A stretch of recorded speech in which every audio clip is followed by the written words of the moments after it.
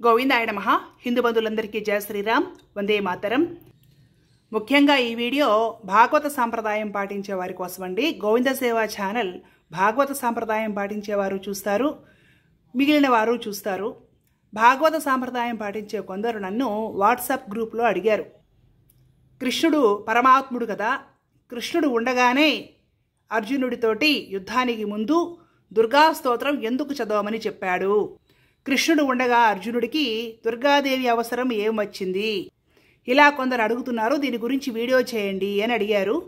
దాని గురించి ప్రమాణాలు చూపిస్తూ వివరించే ప్రయత్నం చేస్తాను. మరలా చెప్తున్నానండి, ఈ వీడియో భాగవత సాంప్రదాయం పాటించే వారి కోసం మాత్రమే. అర్జునుడు దుర్గాదేవిని ప్రార్థించడము అనేది మహాభారతము భీష్మ పర్వంలో ఉంటుంది. 23వ అధ్యాయము అర్జునుడు చేసిన దుర్గాస్తుతి. యుద్ధానికి వచ్చిన కౌరవ సేనను చూసి కృష్ణుడు అర్జునుని హితము కోరి ఇలా అన్నాడు, అర్జున, నీవు యుద్ధాభిముఖుడవై ఉన్నావు, అంటే యుద్ధం మీద ఇంట్రెస్ట్ కలిగి ఉన్నావు. శత్రువుల పరాజయము కోసము శుచివై, అంటే చక్కగా శుచిగా పవిత్రంగా దుర్గా స్తోత్రం పఠించు. ఎందుకు? శత్రువుల పరాజయం కోసము. శత్రువుల పరాజయానికి కృష్ణ పరమాత్మ సహకారం సరిపోదా? ఆ స్వామి అనుగ్రహము సరిపోదా? దుర్గా స్తోత్రము దేనికి? కింద చూద్దాం. వాసుదేవుడు ఇలా చెప్పగానే అర్జునుడు రథము దిగి అంజలి ఘటించి దుర్గా స్తోత్రం ఇలా పఠించాడు. అర్జున వాచ, నమస్తే సిద్ధి సేనాని ఆరే మందరవాసిని. ఇహ ఇక్కడ నుండి దుర్గా స్తోత్రం ఉంది. శ్లోకము తాత్పర్యంతో సహా ఉంటుంది. ఇదంతా పూర్తయిపోయిన తర్వాత సంజయ్ వాచ, సంజయుడు చెప్తున్నాడు ఈ విషయం ధృతరాష్ట్రుడికి. అప్పుడు మానవులపై వాత్సల్యం కలిగిన ఆ దేవి అర్జునుని భక్తిని తెలుసుకుని ఆకాశములోనే గోవిందుని ఎదుట నిలిచి ఇలా అంది. స్తోత్రము చేయగానే ఆకాశములో దుర్గాదేవి ప్రకటమైందట. ప్రకటమై ఏం చెప్తుంది? దేవి అన్నది, అర్జున, కొద్ది కాలములోనే నీవు శత్రువులను జయిస్తావు. నారాయణుడు సహాయకుడైన నరుడవు నీవు. యుద్ధములో శత్రువులకు నీవు అజేయుడవు. స్వయంగా ఇంద్రుడు కూడా నిన్ను జయింపలేడు. ఇది చెప్పిందండి దుర్గాదేవి. ఏం చెప్తుందో చూడండి. నీవు శత్రువుల్ని జయిస్తావు. ఎలా? నారాయణుడు సహాయకుడైన నరుడవు నీవు. నారాయణుడు నీకు సహాయముగా ఉన్నాడు. నారాయణుడి అనుగ్రహము, అండదండలు, దయ నీ మీద ఉన్నాయి. కాబట్టి యుద్ధములో శత్రువులకు నీవు అజేయుడవు. స్వయంగా ఇంద్రుడు కూడా నిన్ను జయింపలేడు. ఇది చెప్పింది. నాకు స్తోత్రం చేసావు కాబట్టి, నేను మెచ్చుకున్నాను కాబట్టి నీకు ప్రత్యక్షమే వరమిస్తున్నాను, నువ్వు గెలుస్తావు యుద్ధంలో అని చెప్పలేదు ఆమె. నారాయణుడు నీకు తోడుగా ఉన్నాడు కాబట్టి నీవు గెలుస్తావు అని చెప్పింది. ఈ విషయం కృష్ణుడికి మాత్రం తెలియదా? మరెందుకు దుర్గా స్తోత్రము చేయమని అర్జునుడికి చెప్పింది? కింద చూడండి. వరమిచ్చిన దుర్గాదేవి ఇలా చెప్పి క్షణంలో అంతర్ధానం అయింది. ఆ ఒక్క ముక్క చెప్పేసి ఆవిడ అంతర్ధానం అయిపోయింది. అర్జునుడు ఆ వరాన్ని పొంది తన విజయం తప్పదు అనుకున్నాడు. ఖచ్చితంగా నేను గెలుస్తాను అనుకున్నాడు. వెంటనే అర్జునుడు పరమసుందరమైన రథము ఎక్కాడు. ఒకే రథం మీద నిలిచి కృష్ణార్జునుడు దివ్య శంఖాలు పూరించారు. ఇక్కడ ఖచ్చితంగా భాగవతోత్తములందరూ అర్థం చేసుకోవాల్సిన అతి ధర్మ సూక్ష్మం ఒకటి ఉంది. ఎంత గొప్పవాడైనా, పరమధర్మాత్ముడే అయినా, పరాక్రమవంతుడే అయినా, అతడు మన స్నేహితుడైనప్పుడు, మన బంధువు మనవాడు అయినప్పుడు మనం వాళ్ళతో వేళాకోళంగానే ఉంటాము, వాళ్ళని ఈజీగానే తీసుకుంటాం. ఎంత గొప్పవాళ్ళైనా సరే మన స్నేహితుల గొప్పతనము మనం పెద్దగా పట్టించుకోం. ఇంకెవరైనా పెద్దవాళ్ళు కనిపించి చెప్పారనుకోండి, నీకు తెలియడం లేదు, నీ స్నేహితుడు ఎంత గొప్పవాడు అనుకున్నావు, అలాంటి స్నేహితుడు నీతో ఉండడం నీ అదృష్టము, నీకు తోడుగా ఉండి నిన్ను నడిపించి నిన్ను కాపాడుతుంది నీ స్నేహితుడే అని చెబితే అప్పుడు మనకి మన స్నేహితుడి గొప్పతనం బాగా తెలుస్తుంది. మన పక్కన ఉన్నంత కాలము వాళ్ళ విలువ మనం గ్రహించలేము. వాళ్ళ మీద మనకి ప్రేమ ఉంటుంది, కానీ విలువ మనం గ్రహించలేము. మన స్నేహితుడు కాదు ఇంకెవరో చాలా గొప్పవాళ్ళు అనుకుంటాం. ఆ గొప్పవాళ్ళే వచ్చి అంతా నీ స్నేహితుడే చేస్తున్నాడయ్యా, నీ జీవితంలో నువ్వు బాగుండటానికి ప్రతి అడుగు నీతో పాటు నీ స్నేహితుడు వేస్తున్నాడు, తెలుసుకో అని చెప్పిన రోజు నా స్నేహితుడి విలువ తెలుస్తుంది కదండి. ఇక్కడ అర్జునుడికి అదే తెలిసింది. వసుదేవుడు నాకు మేనమామ. కృష్ణుడు ఎవరు? వాసుదేవుడు. వసుదేవుడికి పుత్రుడు. నా మేనమామ కొడుకు, నాకు బావ అనుకున్నాడు అంతే. అలాగే నాకు స్నేహితుడు, నాకు చాలా ఇష్టము నా స్నేహితుడు అంటే. నా స్నేహితుడికి నేనంటే ఇష్టం. నా కోసము ఏం అవసరమైనా పరిగెత్తుకుంటూ వస్తాడు. అర్జునుడు, పాండవులు అందరూ ఇలాగే అనుకున్నారు.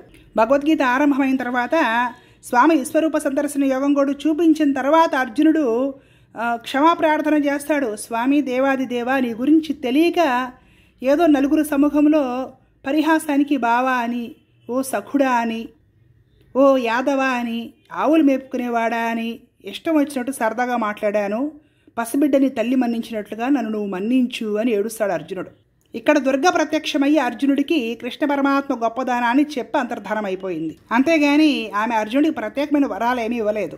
సరే, దుర్గాస్తుతి చేశాడు. ఆకాశంలో దుర్గ ప్రత్యక్షమైంది, ఆశీర్వదించింది, అంతర్ధానమైంది. దుర్గాస్తుతి చేసి ఆ బలంతో ఆ ధైర్యంతో ఏమైనా యుద్ధం చేశాడా అంటే అర్జునుడు అదీ లేదు. ఇదిగోండి 25వ అధ్యాయం నుండి భగవద్గీత ఆరంభమవుతుంది. యుద్ధభూమిని చూడగానే అర్జునుడు గడగడా వణికిపోయాడు.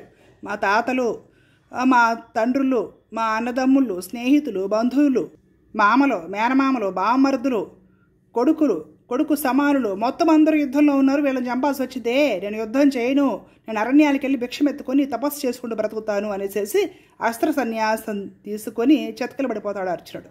ఏమైంది అప్పుడు? కృష్ణ పరమాత్మ గీతాబోధ చేసి తనెవరో విశ్వరూప సందర్శన యోగంలో చూపించి అర్జునుడిని కర్తవ్యోన్ముఖుడిని చేసి అర్జునుడితో యుద్ధము చేపించి విజయాన్ని ప్రసాదించి ధర్మరాజు గారిని సింహాసనం మీద కూర్చోబెట్టాడు. కాబట్టి భాగవత సాంప్రదాయం పాటించేవారు చక్కగా తెలుసుకోవాలి. మనకి గీతా, రామాయణ, భారత, భాగవతాది గ్రంథాలు ఏం చెప్తున్నాయో, మన పూర్వాచారులు ఏం చెప్తున్నారో దాన్ని మాత్రమే పాటించాలి. ప్రాణాల మీదకు ఆపదే వచ్చినా, ఎవరైనా విషం తీసుకొచ్చి నోట్లోనే పోసినా, మనని తీసుకెళ్లి అగ్నిగుండంలో వేసినా నారాయణుడిని తప్ప అన్య దేవతలను పొరపాటున కూడా స్మరించకూడదు, శరణాగతి చేయకూడదు, కోరికలు కోరకూడదు. ఇక్కడ స్వయంగా దుర్గాదేవి చెప్తుంది, నారాయణుడే నీకు తోడుగా ఉన్నాడు అర్జున, నీవెందుకు ఓడిపోతావు అని. ఆమెం ప్రత్యేక వరం ఇవ్వలేదు. నారాయణుడి దగ్గర లేనిది నేను ఇస్తాను నీకు అని ఆవిడైనా వరం ఇచ్చిందా? నారాయణుడికి, కృష్ణ పరమాత్మకి భక్తుడు కాబట్టి, ధర్మాత్ముడు కాబట్టి అర్జునుడిని దుర్గాదేవి ఆశీర్వదించింది. కాబట్టి భాగవత సాంప్రదాయం పాటించేవారు తప్పకుండా గుర్తుంచుకోవాలి. శ్రీమన్నారాయణుడిని శరణాగతి చేసి నిష్కామభావంతో స్వామిని ఆరాధిస్తూ ధర్మ మార్గంలో నడుస్తూ ఉంటే మనం పూజించకపోయినా ప్రతి దేవత కూడా మనల్ని అనుగ్రహిస్తారు. ఎందుకంటే ఇతరత్ర దేవీ దేవతలందరూ కూడా శ్రీమన్నారాయణుడు, పురుషోత్తముడు, శ్రీహపతి, సర్వాంతర్యామి, సర్వవ్యాపి అయిన శ్రీహరి పాద పద్మ రేణువుల యందు ధ్యానముంచి పాద పద్మ రజస్సు కోసము తపస్సు చేస్తారు. ఎంతమంది దేవతల గురించి శాస్త్రాలలో చెప్పబడి ఉందో వాళ్ళందరికీ కూడా శ్రీమన్నారాయణుడి పాదపద్మాలను ఆరాధించి ఆ స్వామి నుండి రక్షణను పొంది స్వామి పాదపద్మ రేణువులను ఆరాధించడం వలన కలిగిన శక్తులతోటే వాళ్ళు దేవతలయ్యారు. కాబట్టి భాగవత సాంప్రదాయం పాటించే వాళ్ళు శ్రీమన్నారాయణుడికి తప్ప అన్యమైన ఏ దేవతలకు కూడా శరణాగతి చేయకూడదు, కోరికలు కోరకూడదు. ఏదో దేవతలు కాబట్టి భక్తితో గౌరవంతో ఒక నమస్కారం చేయవచ్చు, అంతేగాని కోరికలు కోరకూడదు, శరణాగతి చేయకూడదు. కోరికలు తొందరగా తీరుతాయని రజోగుణ, తమోగుణ ప్రధానమైన దేవతలను ఆరాధించడము, ఈ గుప్త నవరాత్రులు, తీవ్ర దేవతా పూజలు చేయడము, ఇలాంటివన్నీ చేస్తే భాగవత సాంప్రదాయాన్ని అవమానించినట్లే, భగవంతుడిచ్చిన మానవ జన్మని చేజేతులారా నాశనం చేసుకున్నట్లే. మనకు సర్వేశ్వరుడైన శ్రీమన్నారాయణుడే పరమప్రాప్యుడు.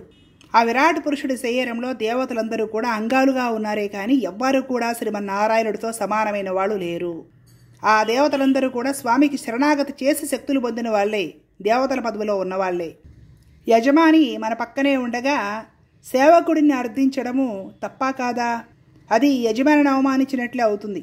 కాబట్టి భాగవతులు ఎట్టి పరిస్థితుల్లోనూ శ్రీమన్నారాయణుడిని శరణాగతి చేయడము కాకుండా ఇతర ఏ అన్య దేవతలకు శరణాగతి చేయకూడదు, కోరికలు కోరకూడదు.